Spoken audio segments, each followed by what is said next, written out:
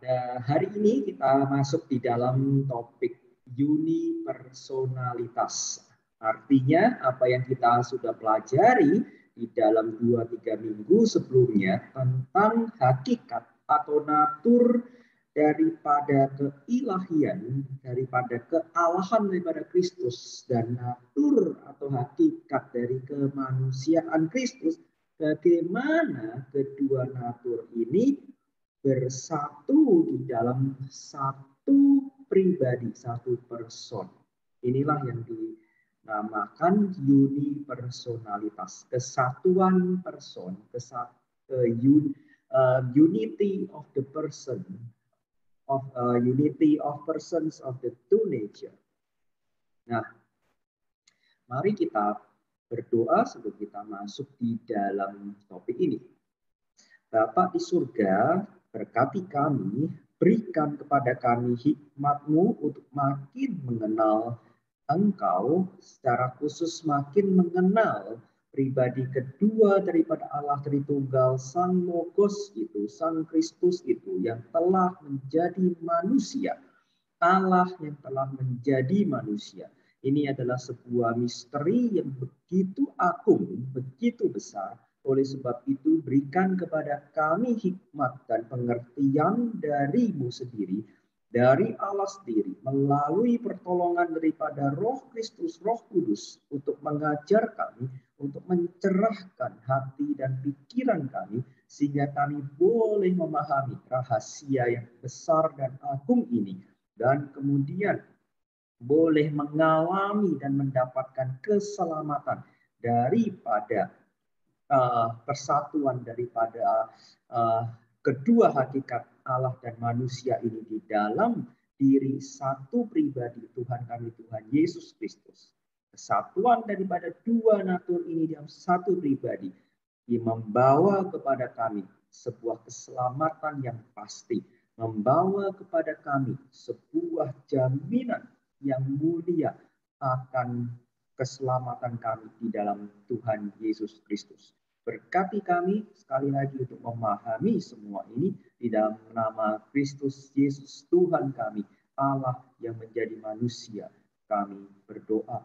Amin.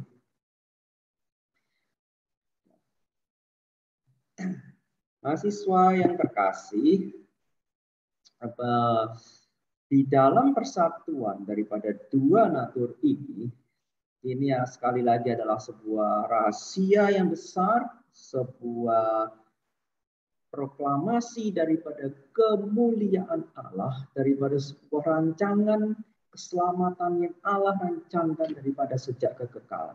Tetapi kemudian manusia yang berdosa ini sulit untuk memahaminya.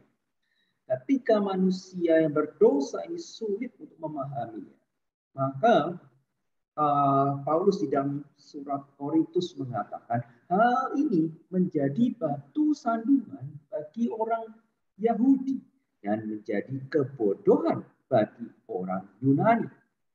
Karena pada konteks Paulus pada waktu itu, budaya atau masyarakat di mana para rasul itu hidup adalah Yunani dan Yahudi.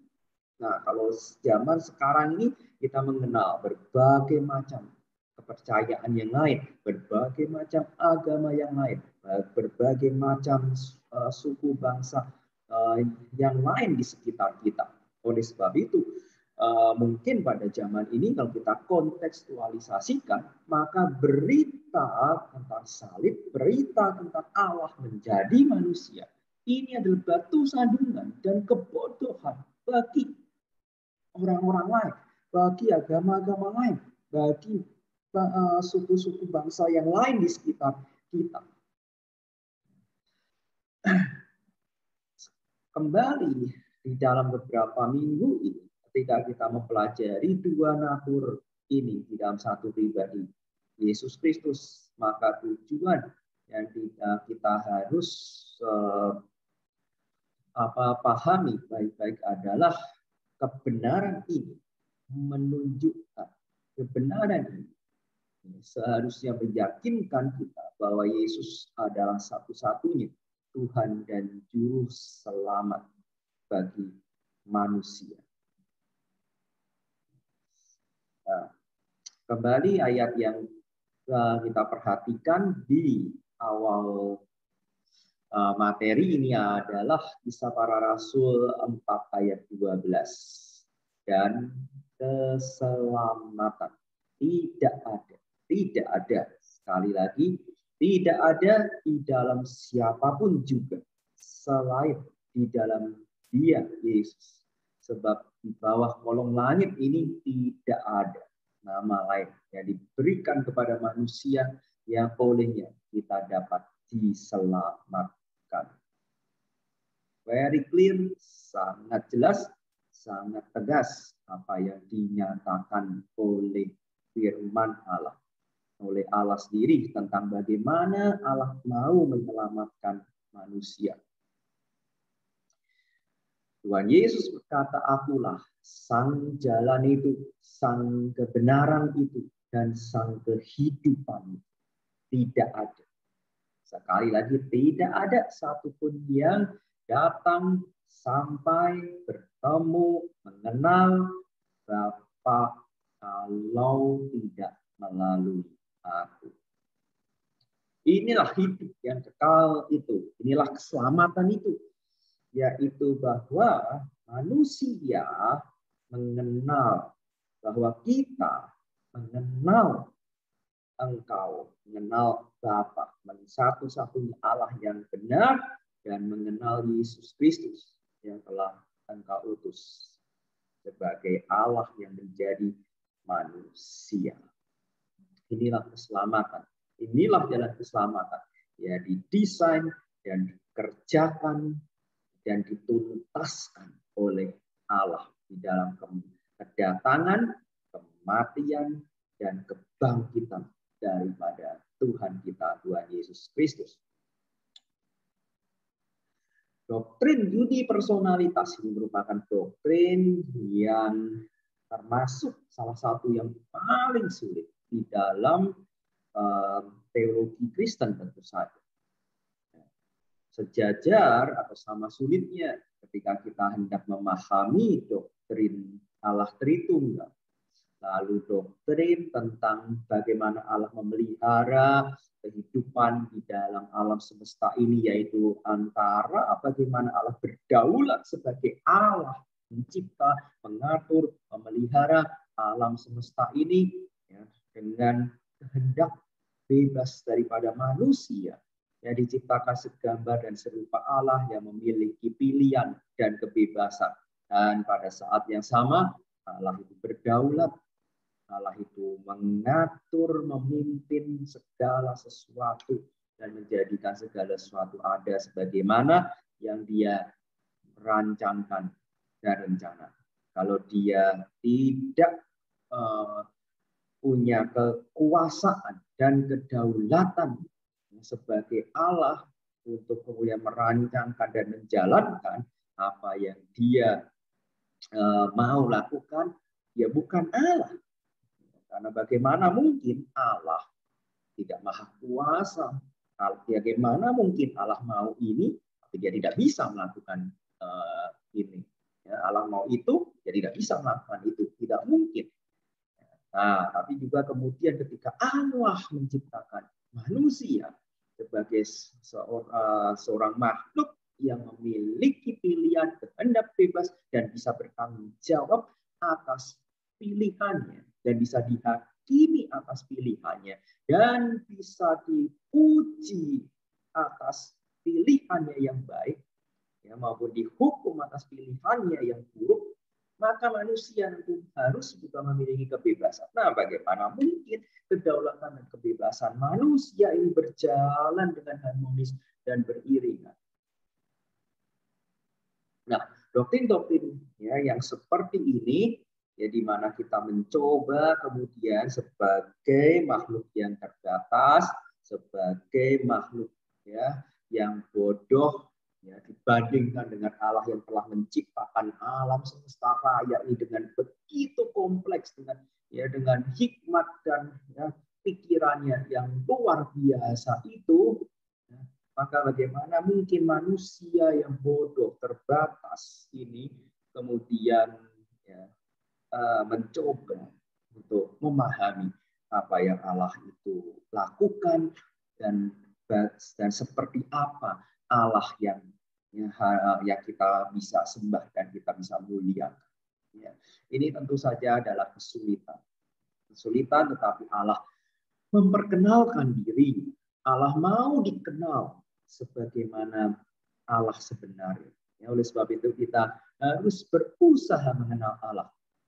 Masih ingat ayat-ayat yang kita baca di dalam mata kuliah sebelumnya, formasi spiritual, Hosea 6 ayat 3, marilah kita mengenal Allah dan berusaha sungguh-sungguh mengenal Allah. Ya.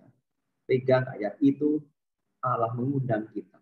Marilah kita mengenal Allah dan berusaha sungguh-sungguh mengenal Allah. Oleh sebab itu di dalam segala keterbatasan kita, Allah mengundang kita semua untuk mengenal Dia dan berusaha sungguh-sungguh mengenal Dia. Nah, mengapa juga kemudian alasan yang praktis kenapa kemudian kita berusaha memahami doktrin unipersonalitas ini ya dengan baik, karena doktrin unipersonalitas ini membawa makna dan manfaat yang begitu besar, begitu mulia, begitu luar biasa bagi kehidupan kita sebagai orang Kristen maupun bagi keselamatan kita. Kita tidak mungkin mendapatkan keselamatan kecuali juru selamat kita adalah Allah dan adalah manusia sekaligus. Lalu kemudian kesulitan kita ya selain dari gap ontologis ya, ontological gap. Gap ontologis itu artinya keberadaan manusia dengan keberadaan Allah. Nah, ini secara keberadaan, secara being, secara ontis ya, secara keberadaan, secara ontological. Ini punya gap, yang punya jurang pemisah ya, yang begitu besar, begitu dalam. Manusia ciptaan terbatas, Allah pencipta yang tidak terbatas. Ini adalah gap yang disebut gap ontologis ya, ontological gap. Nah, masalah kesulitan kita di dalam memahami unipersonalitas bukan hanya ontological gap ini, tetapi juga karena ketika kita memikirkan hakikat natur Allah dan hakikat manusia, maka kita berpikir bahwa ini bertentangan satu dengan yang lain. Ya, tampaknya bagi kita. Sekali lagi bagi kita yang terbatas, ya, dan terbatas dalam segala hal, maka hal ini tampaknya ya bertentangan bagi kita. Lalu juga relatif kurangnya deskripsi atau pernyataan langsung daripada Alkitab bagaimana Allah menjadi manusia. Ya, Alkitab hanya menyatakan bahwa Yesus adalah Allah sejati, manusia yang sejati, tapi bagaimana kedua natur itu bersatu, maka ini kita tidak mendapatkan penjelasan yang langsung ya, kita seperti ya buku-buku teologi yang mencoba menjelaskan. Nah, jadi yang kita lakukan dan kemudian menarik kesimpulan dengan teliti, dengan utuh, lengkap, melihat di mana saja ayat-ayat yang memunculkan kesatuan dari kedua natur ini, itu kita teliti dengan baik, dengan lengkap, dengan utuh. Nah, itulah usaha kita di dalam mengenal juru selamat kita yang dinyatakan di dalam Alkitab. Sekali lagi sebelum kita masuk di dalam kesatuan dua natur, saya mengulang kembali tentu saja pendefinisian apa itu natur, apa itu pribadi. natur atau hakikat adalah sifat-sifat dasar yang menyatukan atau menyatakan sesuatu itu sebagai sesuatu. Umpamanya manusia. Nah, manusia, semua umat manusia ini kemudian disatukan oleh yang namanya hakikat atau natur kemanusiaan. Sifat-sifat dasar yang membuat manusia disebut manusia. Nah, inilah hakikat. Allah punya hakikat, itu sifat dasar yang membuat Allah menjadi Allah. Umpamanya, dia itu roh, makhluk rohani ya. Dia itu maha kuasa, dia itu maha hadir, dia itu maha kasih, dia itu maha besar. Nah, ini adalah sifat-sifat daripada Allah yang hanya dimiliki oleh Allah dan membuat Allah menjadi Allah. Natur binatang. Nah, kita bisa kemudian memikirkan atau menyatakan apa yang membuat semua binatang itu disebut binatang. Itu adalah natur, hakikat. Pribadi adalah kualitas daripada di dalam natur yang kemudian membedakan yang satu dengan yang lain. Umpamanya sebagai umat manusia, hakikat manusia, maka saya, Yesaya, ini adalah satu pribadi. Saya punya pikiran. Ya, ini ada kualitas. Saya punya pikiran sendiri. Ya. Nah, pikiran itu sendiri adalah sebuah natur yang menyatukan ya, manusia Yesaya dengan manusia yang lain, dengan si A, dengan si B, dengan si C sebagai manusia. Nah, maka memiliki pikiran ini adalah natur, adalah sifat dasar. Tetapi pikirannya Yesaya, pikiran, perasaan, kemudian keunikan daripada Yesaya, sifat-sifat daripada Yesaya, inilah yang membedakan Yesaya dengan si A, dengan si B, dengan si C. Nah, di mana si A memiliki pikiran, perasaan, dan kehendaknya sendiri yang berbeda dengan pikiran, perasaan, dan kehendak daripada Yesaya. Oleh sebab itu Yesaya adalah satu pribadi, si A adalah pribadi yang lain, kemudian si B juga punya pikiran, perasaan, kehendak yang berbeda dengan si A, berbeda dengan Yesaya. Maka si B adalah satu pribadi yang lain, si C adalah juga satu pribadi yang lain. Karena si C punya kualitas-kualitas yang membedakan dari Yesaya, dari si A, dari si B. Nah, sekali lagi, pribadi adalah kualitas atau ekspresi daripada natur yang kemudian membedakan satu dengan yang lain. Ya, umpama kembali kemudian anjing, ya, itu punya satu natur sendiri yang membuat anjing menjadi anjing. Nah, tetapi di dalam keanjingan itu, maka kemudian saya punya anjing yang namanya Ave. Nah, ini adalah satu dalam tanda petik pribadi sendiri, ya, anjing saya ini si Ave. Berbeda dengan anjing tetangga saya, ya, si Blacky umpamanya, ya. Beda lagi dengan anjing di tetangga belakang kompleks yang namanya Brownie umpamanya, ya. Nah, ini adalah pribadi-pribadi yang lain. Saya rasa kalian bisa ya membayangkan apa itu natur dan apa itu pribadi.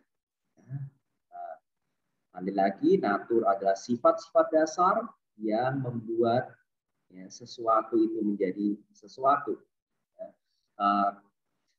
manusia menjadi manusia. Nah, ini adalah kesamaan daripada sifat-sifat dasar itu. Allah menjadi Allah, binatang menjadi binatang, itu namanya hakikat atau natur. Nah, tetapi kemudian pribadi adalah kualitas ya, yang dimiliki secara unik di dalam satu eksistensi itu, ya, umpamanya A, B, C, ya, manusia A, manusia B, manusia C, ya, di mana masing-masing manusia ini memiliki kepribadiannya sendiri, keunikannya sendiri. Nah, kualitas atau keunikan atau perbedaan ya, yang membedakan manusia A, B, C dengan C inilah pribadi. Nah, maka kemudian kembali kepada penjelasan kita tentang unipersonalitas.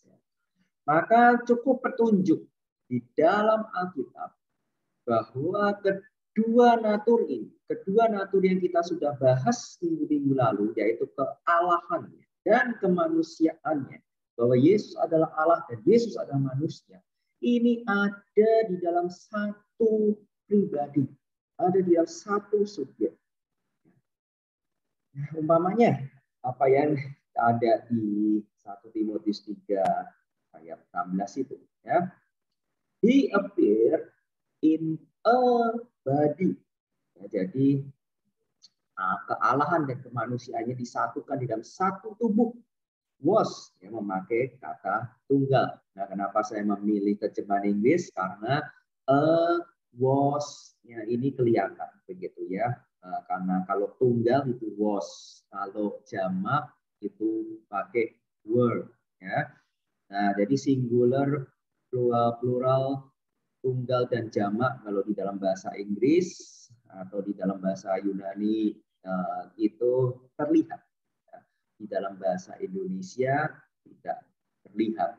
Nah, jadi di dalam bahasa Inggris dinyatakan dengan jelas bahwa Yesus itu adalah satu pribadi, satu subjek. A body was vindicated, was seen, was preached, was believed, was taken up. Ya. Lalu kemudian tidak ada sama sekali petunjuk dualitas atau pluralitas kejamakan di dalam pikiran, tindakan, dan tujuan daripada Tuhan Yesus. Ya, sebagai kontras, sebagai perbandingan, bandingkan dengan doktrin Allah Tritunggal ya, yang menyatakan bahwa di dalam satu natur ia memiliki 3 pribadi. Nah, ketika dinyatakan dia memiliki 3 pribadi, maka ya, ketiganya ini memiliki ya, keunikan. Bapa berbeda dengan sang anak berbeda dengan Roh Kudus berbeda dengan Bapa dan Anak. Oleh sebab itu, ada petunjuk pluralitas atau ada petunjuk trinitas di dalam kealahan.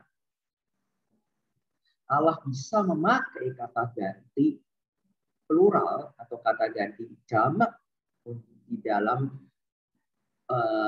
berkomunikasi. Nah, tapi Tuhan Yesus ya, selalu berkata di dalam kata ganti tunggal. Dia tidak pernah membahasakan dirinya di dalam plural atau jamak.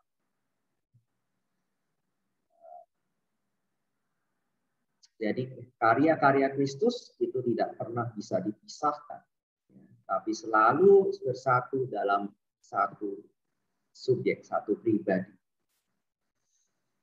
Jikalau seorang berbuat dosa, dia memiliki satu pengantara ya, yang bisa ya, menyampaikan ya, atau membela kita di hadapan Bapa. Now, one who speaks to the Father. Jesus Christ, the righteous one. Lalu dinyatakan sebagai one, sebagai is, sebagai was, ya, semua petunjuk-petunjuk tunggal. Lalu kemudian kedua hakikat itu dipertukarkan. Nah, Paulus mengatakan di dalam 1 Korintus 2 ayat 8, tidak ada dari penguasa dunia ini yang mengenalnya, sebab sekiranya mereka mengenalnya, mereka tidak menyalibkan Tuhan yang mulia. The Lord of Glory, Tuhan yang mulia adalah gelar ilahi, gelar Allah. Tetapi disalibkan ini adalah tindakan yang hanya bisa diterima oleh manusia. Nah, ini ketika kemanusiaan dan keilahian ini digabungkan, nah, maka di sini kita melihat petunjuk unipersonalitas bahwa satu pribadi ini punya dua natur, bisa disalibkan, bisa mati, ini manusia, tapi sekaligus dia adalah Lord of Glory, Tuhan yang mulia. Nah, sebaliknya, ya, gelar manusiawi dipakai untuk kualitas ilahi. Yohanes 3 ayat 13, tidak ada yang naik ke surga selain dia yang turun dari surga, yaitu anak manusia. Nah, naik turun dari surga ini adalah tindakan ilahi. Tapi tindakan ilahi ini disematkan kepada anak manusia. Nah, anak manusia ini adalah manusia. Tapi ya, bisa bertindak secara ilahi, naik turun surga. Nah, Yohanes 6 ayat 62 mirip seperti itu. Nah, ini adalah pertanyaan yang sudah Bapak minta untuk dijawab di dalam respon belajar minggu lalu. Mengapa Yesus harus Allah sejati? Mengapa dia harus manusia sejati? Ya, ini ada pertanyaan yang lebih analitis, lebih kritis, di mana Bapak tidak menanyakan bukti-bukti kealahannya, tapi kenapa dia harus Allah? Bapak tidak lagi menanyakan bukti-bukti kemanusiaan, tapi kenapa dia harus manusia? Kenapa harus Allah? Kenapa harus manusia? Yesus ini. Kenapa tidak bisa salah satunya? Nah, ini ada pertanyaan yang kritis dan analitis. Bukan saja kita itu membuktikan bahwa dia Allah, bukan saja kita menunjukkan bahwa dia itu manusia, tapi kemudian mengapa? Kenapa dia harus Allah? Dia harus manusia.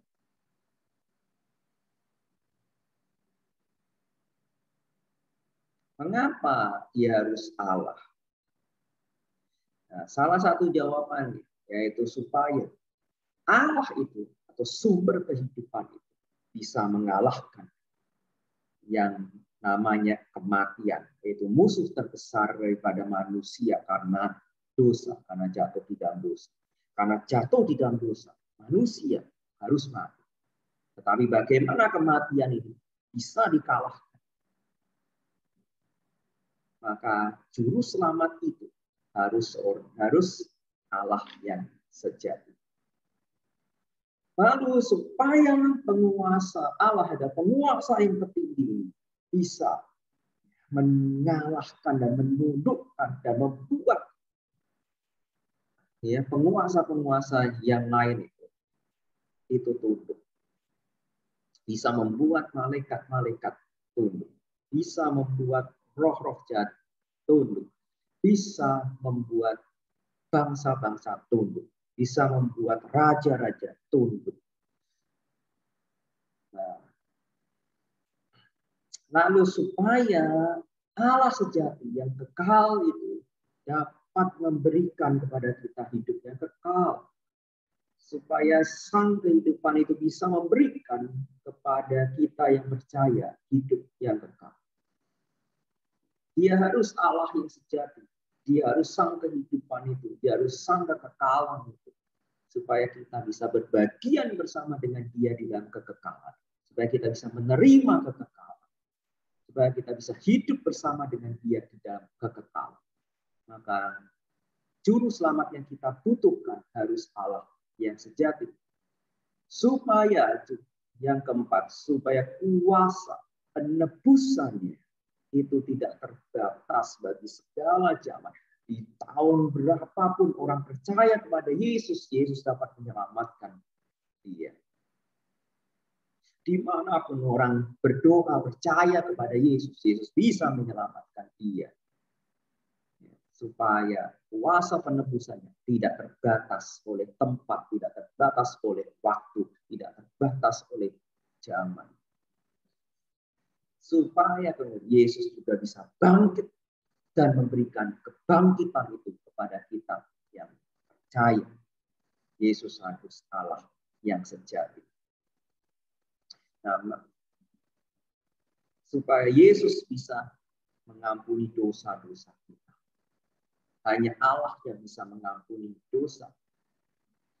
Ini adalah jawaban-jawabannya mengapa Yesus Kristus harus Allah. Inilah jawaban yang mestinya Bapak harapkan kemarin kalian itu bisa menjawabnya, bisa kemudian memikirkannya, merenungkannya, kemudian bisa menjawabnya. Kenapa dia harus Allah yang sejati? Sekaligus juga mengapa kemudian pertanyaan selanjutnya dia harus manusia yang sejati? Kenapa harus manusia? Kembali agama-agama lain yang tadi di depan Bapak katakan mereka tidak paham dan mereka tidak mau menerima dan mereka bahkan mengolok-olok, mereka bahkan menghina. Masakan Kekristenan mengajarkan Allah menjadi manusia. Untuk apa Allah menjadi manusia? Untuk keselamatan, apa gunanya? Bagi mereka semua, bagi semua agama-agama lain adalah keselamatan, adalah bagaimana manusia sendiri berusaha untuk menemukan Allah, berusaha untuk berbuat baik sehingga kemudian Allah akan memberikan keselamatan, hadiah itu kepada manusia yang sudah berusaha. Sehingga kemudian kalau manusia itu sudah berusaha dan mendapatkan keselamatan, maka manusia bisa sombong dong ya. Manusia bisa, oh ini semua gara-gara aku bisa, aku baik. Ya. Tapi di dalam kekristenan tidak ada tempat bagi manusia yang sombong, yang mengatakan bahwa dia itu karena dia itu baik, dia bisa mendapatkan keselamatan. Kekristenan menyatakan semua daripada kita tidak ada yang layak, semua daripada kita berdosa, semua daripada kita tidak bisa menyelamatkan diri kita sendiri. Oleh sebab itu, ya, Allah menjadi manusia ini adalah satu-satunya jawaban sebetulnya yang paling indah, yang paling mulia di dalam keselamatan bagi manusia. Mengapa dia harus manusia sejati? Ya, supaya dia bisa menggantikan hukuman dosa kita. Supaya dia bisa menggantikan hukuman dosa kita. Kita itu berdosa, kita itu harus layak dibinasakan. Kita harus binasa. Tapi dia itu Yesus menanggung hukuman kita. Yesus menanggung malu kita. Yesus menanggung kebersalahan kita. Yesus menanggung dosa kita di kayu salib. Dan dosa itu harus dia jalani sampai mati. Dia harus dibinasakan. Dia harus dipisahkan daripada Allah, kematian yang kekal. Sehingga dia itu menderita dan mati.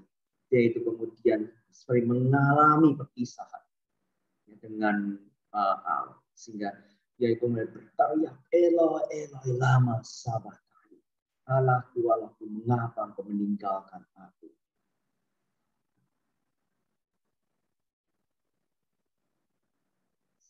Dia menderita semuanya.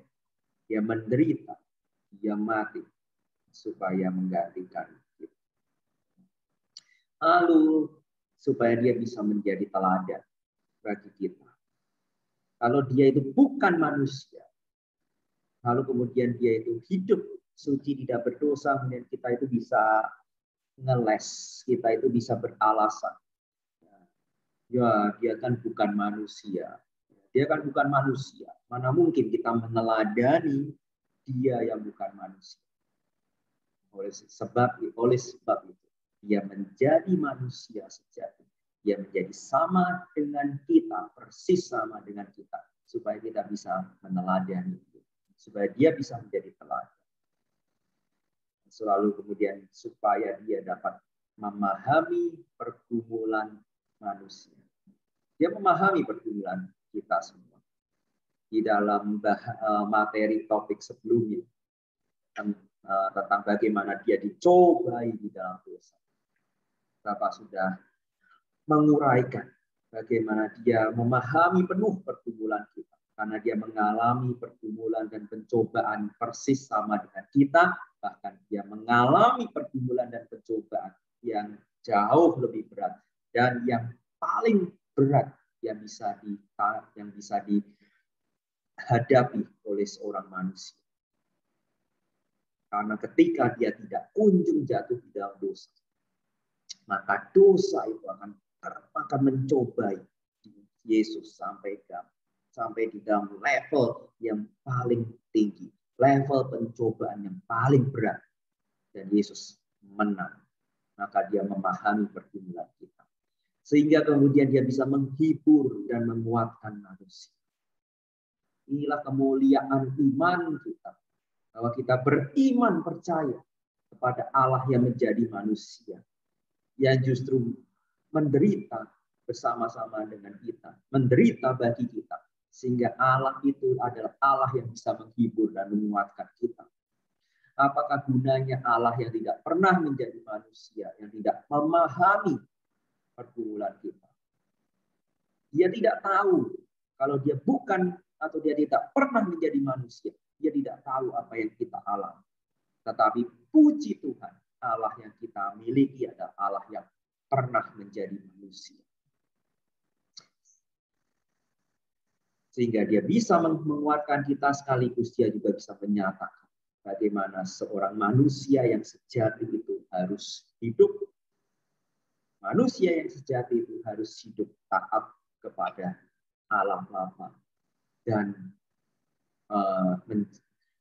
total menjalani hidup yang berserah kepada Bapa dan taat kepada Bapa. Nah, sehingga ketika kita bertemu dengan doktrin ini, Allah dan manusia, two person, one person in two nature, ya sekarang. Ada lagi one person in two nature. Ya, lihat bagian tengah dulu ya. Jangan perhatikan bagian samping kiri kanan atau atas bawah. Samping kiri kanan atas bawah adalah bagian tarikan yang membuat sesat. Perhatikan yang di tengah. Yesus Kristus adalah one person, two nature, divine and human. Ya, kotak biru yang di tengah. Satu pribadi, dua hakikat, dua natur, Allah dan manusia. Tarikan atas, ya, salah satu sisi daripada keseimbangan satu pribadi, dua natur, Allah dan manusia ini akan menyebabkan kesesatan. Ya, nah, minggu depan kita akan belajar tentang secara khusus tentang kesesatan itu. Ya, ketika Yesus adalah satu pribadi, maka ada ajaran sesat yang mengatakan, oh dia bukan satu pribadi, dia dua pribadi. Ya, nah umpamanya ya yang ke atas itu ya, destoria. Lalu di dalam keseimbangan Yesus itu adalah dua natur, maka ada tarikan ke bawah, ya, bahwa dia bukan dua hakikat, tetapi satu hakikat gabungan. Nah, ini yang disebut monofisit, ya, tarikan ke bawah. Lalu di dalam keseimbangan dia dua natur ilahi dan manusiawi 100%, maka kemudian ada tarikan, yaitu Ebionit dan Arianisme yang mengatakan dia tidak Allah 100%. Ya. Nah, lalu kemudian ada yang mengatakan dia tidak manusia 100%, yaitu Apollinaris dan Docetisme. Ya. Nah, semua ini kita akan pelajari minggu depan. Nah, di dalam beberapa menit ke depan kita akan menyimpulkan lalu kemudian bagaimana kita memahami unipersonalitas. Ya. Yang pertama, Allah menjadi manusia, kita harus lebih pahami sebagai penambahan atribut, penambahan kualitas daripada natur Allah, bukan mengurangi natur keilahian. Nah,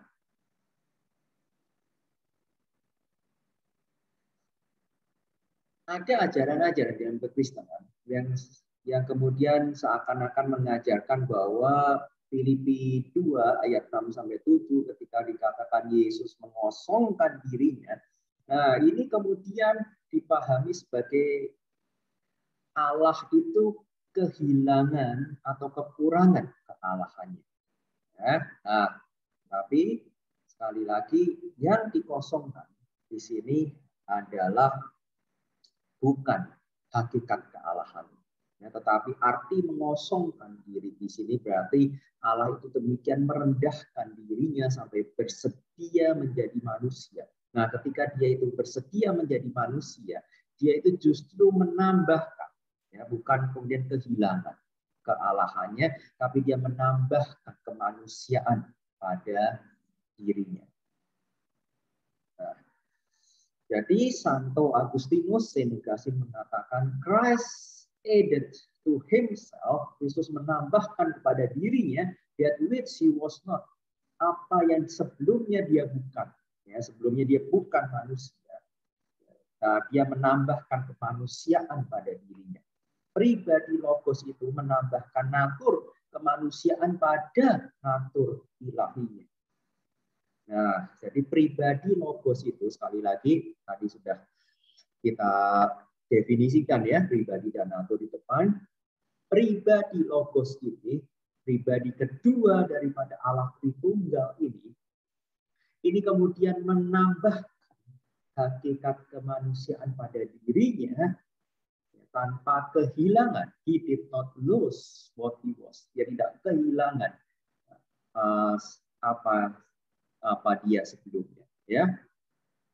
Kolose 2 ayat 9. For in Christ, di dalam Kristus berdiam seluruh kepenuhan daripada kealahan, keilahian. Ya. For in Christ all the fullness of the deity lives in bodily form. Berdiam di dalam tubuh jasmani, seluruh kepenuhan Allah. Ya, ini firman Tuhan sangat jelas ya, bahwa Allah tidak kehilangan kealahannya ketika menjadi manusia, tetapi di dalam tubuh manusia ini berdiam seluruh kepenuhan Allah. Contoh di situ ya, analogi umpamanya sprinter ya paling cepat di dunia.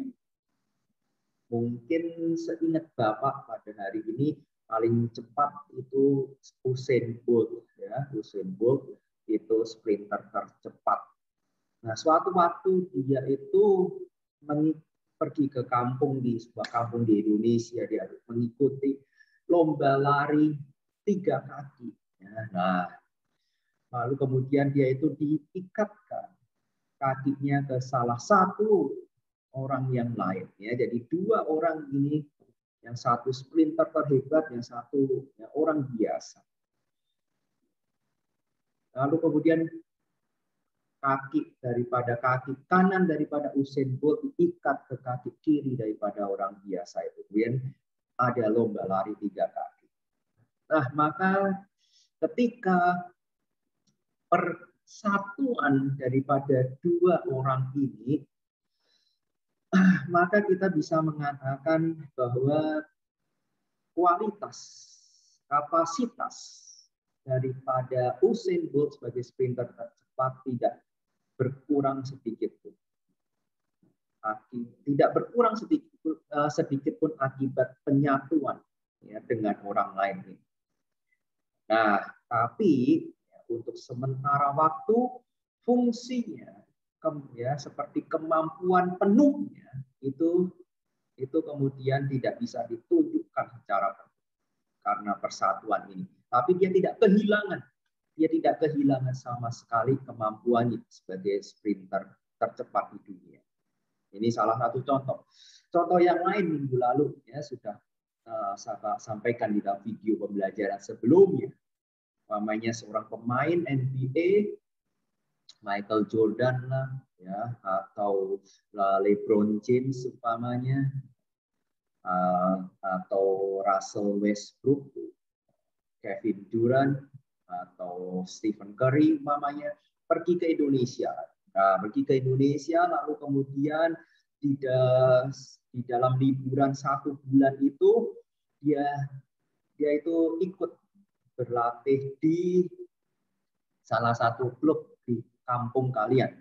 Nah, kemudian ketika pemain NBA ini bermain bersama-sama di klub di kampung kalian, nah, maka kita bisa mengatakan bahwa pemain NBA itu menjadi pemain di klub kalian.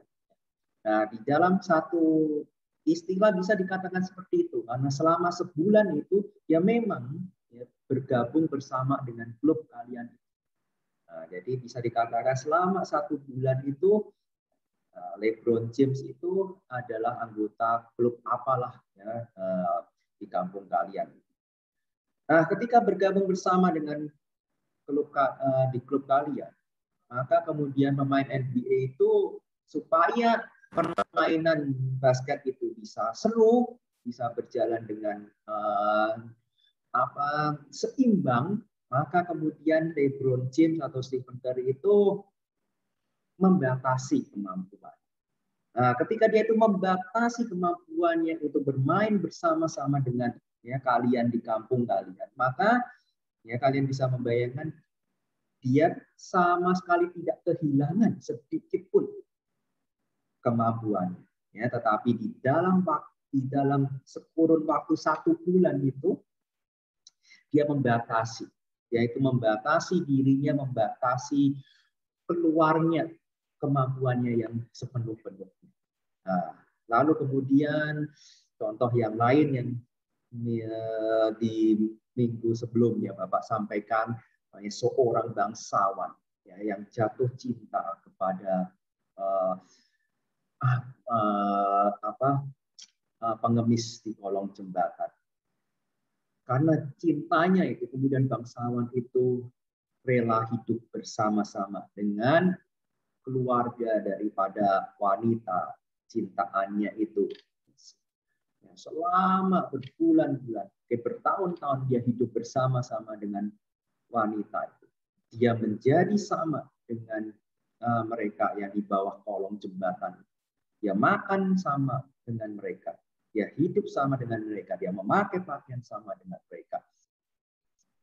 Tapi ketika dia menjadi sama dengan pengemis itu, apakah dia kehilangan kebangsawanannya?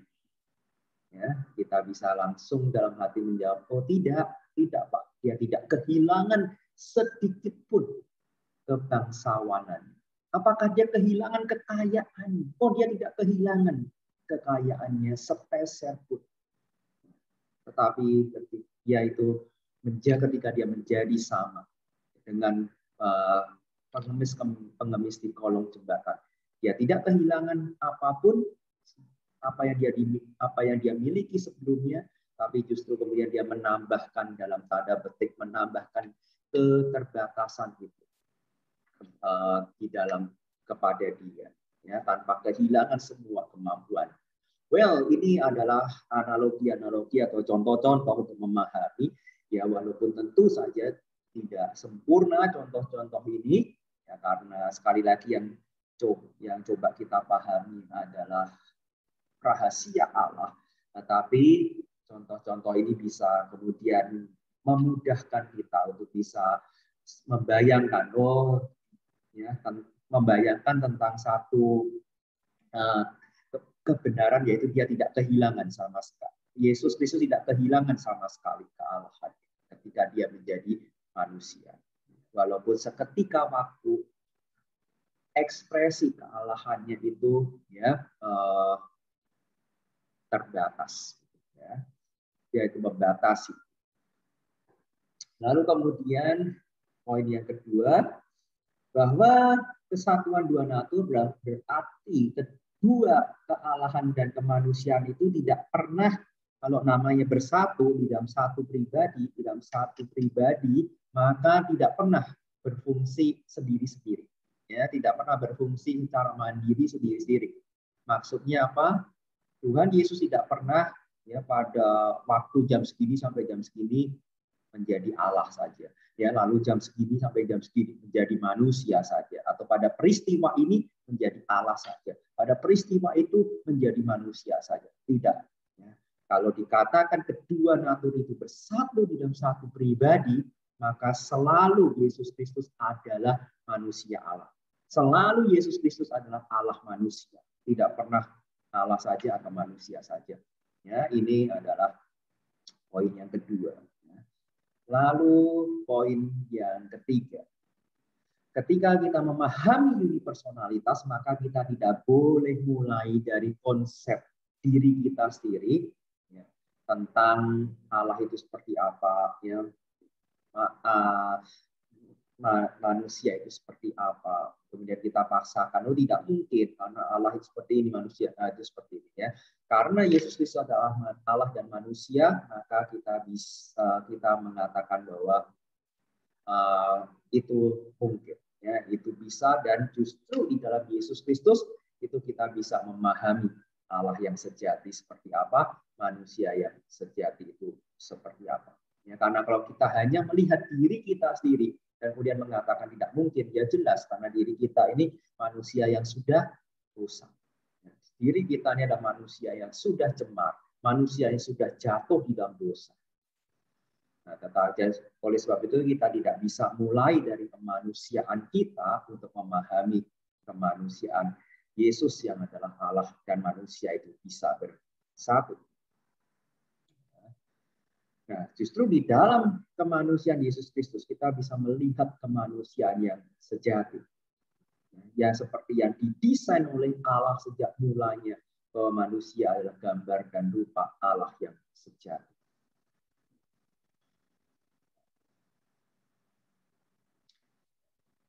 Nah, Yesus justru adalah manusia sejati, sehingga kita tidak tepat kita bertanya kemudian, oh kalau demikian Yesus itu manusia sejati, enggak, justru dialah manusia yang sejati. Kitalah adalah manusia yang sudah jatuh di dalam dosa.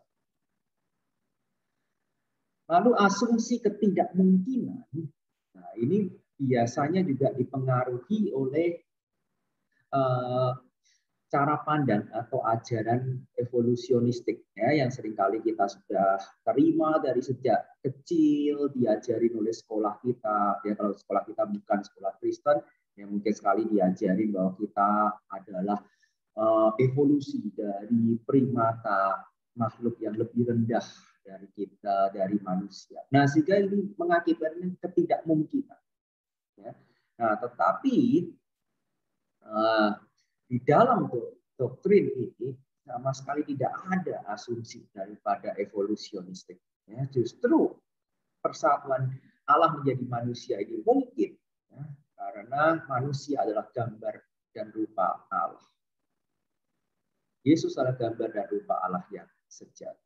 Yang keempat, yaitu bagaimana kita bisa memahami unipersonalitas, yaitu dengan berpikir bahwa inkarnasi ini adalah dari atas atau dari Allah yang mau menjadi manusia. Bukan sebaliknya, dari manusia mau menjadi Allah. Jelas tidak mungkin kalau inisiatif itu dari yang terbatas mau menjadi yang tidak terbatas. Dari manusia mau menjadi Allah, itu tidak mungkin. Tapi ketika yang tidak terbatas mau menjadi yang terbatas, mau menjadi manusia, Allah mau menjadi manusia. Allah yang pencipta segala sesuatu, Allah yang maha kuasa itu mau menjadi manusia, mau menjadi ciptaan, maka itu mungkin. Nah, jadi sekali lagi, seringkali kita kesulitan kita memahami unipersonalitas karena kita berpikir dari diri kita sebagai manusia yang terbatas, berpikir dari diri kita sebagai ciptaan. Nah, kita bisa coba membayangkannya begini, namanya kita sebagai manusia itu kita bisa meniru kucing. Kita bisa berlenggak-lenggok, berjalan seperti kucing, atau kita bisa bersuara persis meniru seperti kucing, atau kita bisa bersuara persis seperti anjing, atau kita bisa mencoba berlagak seperti makhluk yang lain. Ya, karena kita merupakan makhluk yang dalam tanda petik lebih tinggi, lebih kompleks. Kita bisa meniru atau berperilaku seperti makhluk yang dalam tanda petik lebih rendah, lebih sederhana. Tetapi ketika sebaliknya, ketika kucing mau mencoba menjadi seperti manusia, maka itu sulit bagi mereka. Tidak mungkin seorang anjing tidak mungkin meniru suara manusia. Seorang kucing tidak mungkin meniru suara manusia. Tetapi manusia mungkin untuk meniru suara kucing, meniru suara anjing, dan seterusnya. Nah, ini sekali lagi analogi yang tidak sempurna tetapi membantu. Bagaimana kalau Allah mau menjadi seperti manusia, itu jauh lebih mungkin, dan itu mungkin, bahkan itu memang mungkin, tetapi manusia jadi seperti Allah itu tidak mungkin, tidak mustahil, bagi Allah sang pencipta yang maha kuasa itu menjadi manusia atau untuk menambahkan kemanusiaan pada dirinya. Jelas tidak mungkin bagi manusia itu menambahkan kealahan pada dirinya, tetapi Allah menambahkan kemanusiaan pada dirinya itu sangat mungkin. Oke, ini adalah 4 perspektif bagaimana memahami unipersonalitas. Sekali lagi kita terus berusaha ada di tengah, menerima sesuai dengan kesaksian Alkitab bahwa Yesus adalah satu pribadi di dalam 2 hakikat, yaitu hakikat Allah dan hakikat manusia. Tarikan atas satu sisi, baik itu sisi atas atau sisi bawah atau sisi kanan atau sisi kiri, itu akan mengakibatkan ketidaktepatan atau kesesatan di dalam pemikiran kristologi kita.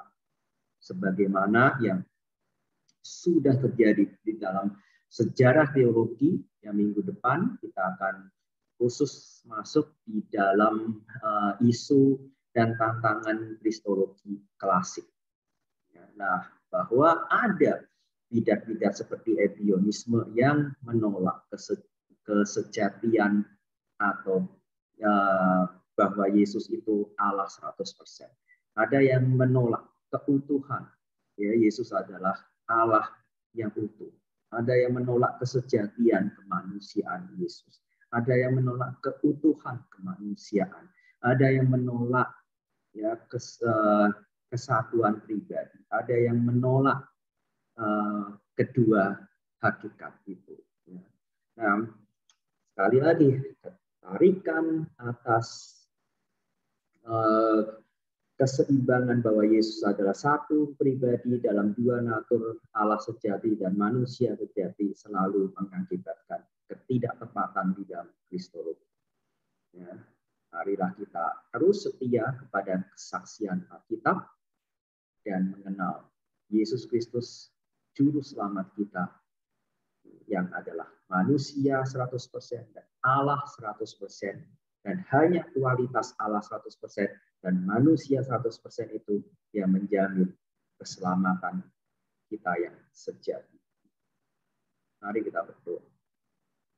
Bapak di surga, terima kasih untuk pelajaran materi tentang unipersonalitas pada hari ini. Kiranya kami boleh makin mengenal Yesus Kristus, Tuhan dan Juru Selamat kami dengan lebih dalam, sehingga kami lebih mencintai Allah dengan segenap hati kami, jiwa kami, kekuatan kami, dan akal budi kami. Terima kasih Tuhan, tolonglah kami itu terus bertumbuh menjadi serupa dengan Kristus. Di dalam nama Tuhan Yesus Kristus, kami berdoa. Amin. Tuhan memberkati.